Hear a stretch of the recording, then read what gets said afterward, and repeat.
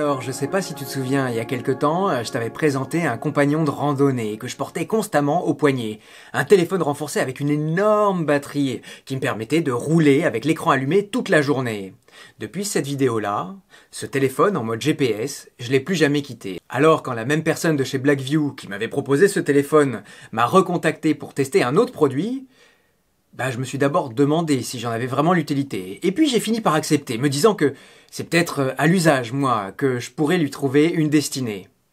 Et entre parenthèses, avant de commencer, si tu me connais un peu, tu sais que j'encourage pas vraiment ce genre de comportement qui consiste d'abord à consommer et ensuite à trouver une utilité, sachant que dans ce mode-là, souvent l'utilité c'est dans le placard que ça va se terminer. Bref, aujourd'hui je te présente une station de charge portable de la marque Oscal, le Oscal 700. Alors pour en savoir plus sur le sujet, reste avec moi et c'est parti!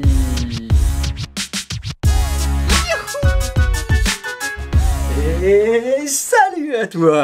Alors, le Oscal 700, qu'est-ce que c'est? Directement, la fiche technique. 666 Wh de batterie, portable dans un corps compact et léger de 7,5 kg à l'arrivée, facile à déplacer grâce notamment à son énorme et robuste poignet.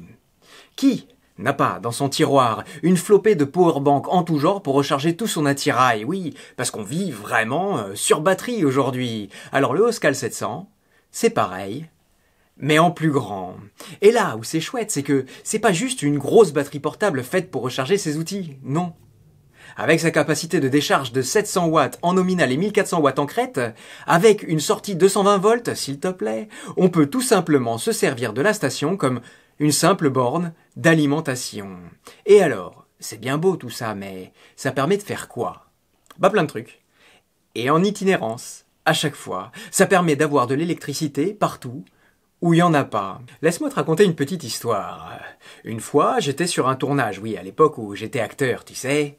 On était un peu dans la pampa, comme on dirait. Et un soir, au campement, pour nous éclairer, on avait installé tout le matériel de tournage qu'on avait. Et on était éclairé comme un plein jour pour notre veillée. Oui, on avait tout le matériel pour être absolument autonome. Et là où d'habitude, on a un feu de bois, cela dit, c'est sympa aussi, le feu de bois, mais là, on avait toutes les lumières de tournage pour continuer à profiter. Sans prendre le risque d'ailleurs de mettre le feu à la forêt. Dans le même ordre d'idée. Je me souviens quand j'étais tout petit, j'avais un voisin qui bricolait dans son garage. Où pourtant il n'y avait pas d'électricité. Et pour avoir de la lumière, il avait bricolé une batterie de moto pour accrocher une pauvre petite ampoule comme ça qui éclairait pas vraiment plus loin que le bout de son nez. Mais dans mon petit esprit à moi, vu comme ça ressemblait au paradis. Avoir de la lumière dans son atelier, pour moi, c'était le luxe absolu. Mais ça, c'était il y a 30 ans. Et depuis, comme dans beaucoup de domaines, le luxe s'est démocratisé. Attention, je dis pas que c'est donné. Mais aujourd'hui, pour une poignée d'euros, on peut avoir de l'électricité partout, sans fil et en toute indépendance et en toute liberté. Évidemment, il faut avoir l'utilité de cet objet, mais dans un garage pour bricoler, en camping, ou dans une voiture pour les longs trajets, ou alors sur un balcon ou au fond d'un jardin pour pouvoir profiter de chacun de ces mètres carrés sans avoir de rallonge à tirer. Et ça, peu importe d'ailleurs l'heure qu'il est.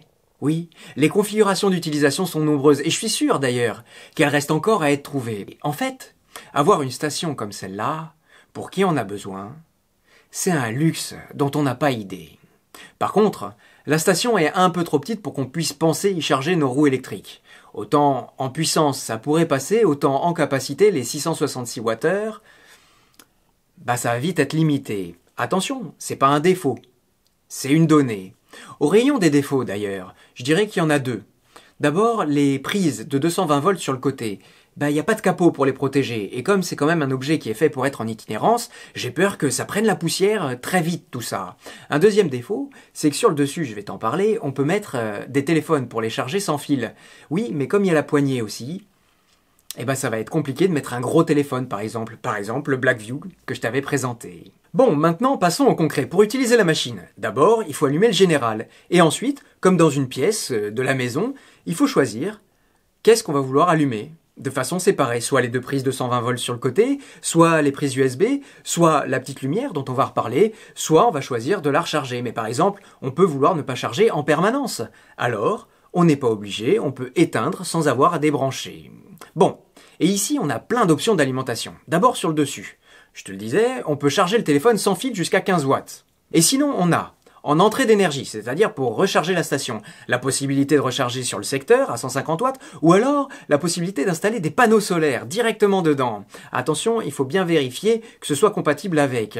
On a aussi des ports USB-C pour pouvoir le charger, et enfin, la station est livrée avec un allume-cigare pour pouvoir recharger pendant qu'on est en train de rouler. Ensuite, en sortie, on a aussi des prises à volonté. D'abord, 2 prises USB type A, oui, pour une charge simple. Ensuite, 2 ports USB à charge rapide, puis une prise allume-cigare, on sait jamais, et enfin, les 2 prises 220 volts sur le côté pour brancher n'importe quel appareil de petit ménager. À noter, une dernière petite option, c'est une lampe intégrée. Au départ, je comprenais pas trop son utilité. Et puis, j'ai vite compris en réfléchissant un tout petit peu. C'est que, avant d'allumer la station, eh ben, il faut bien la poser quelque part.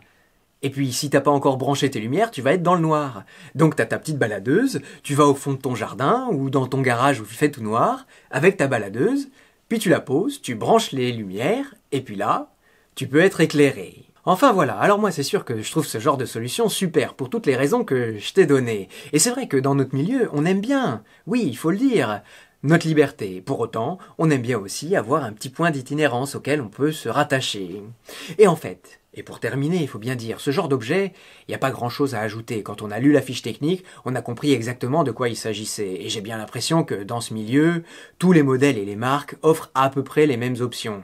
Ce qu'il faut choisir, après, c'est vraiment les caractéristiques adaptées aux besoins qu'on aurait. Voilà, maintenant, moi, j'en ai terminé. Je remercie encore la marque, d'ailleurs, de me l'avoir envoyé pour pouvoir tester ce genre d'objet, parce que ça attisait ma curiosité. Maintenant, c'est à toi de jouer. Oui, tu sais que tu peux t'abonner si ce que je fais te plaît. Et d'ici là, je te dis à la semaine prochaine pour une nouvelle vidéo et un nouveau sujet. Allez.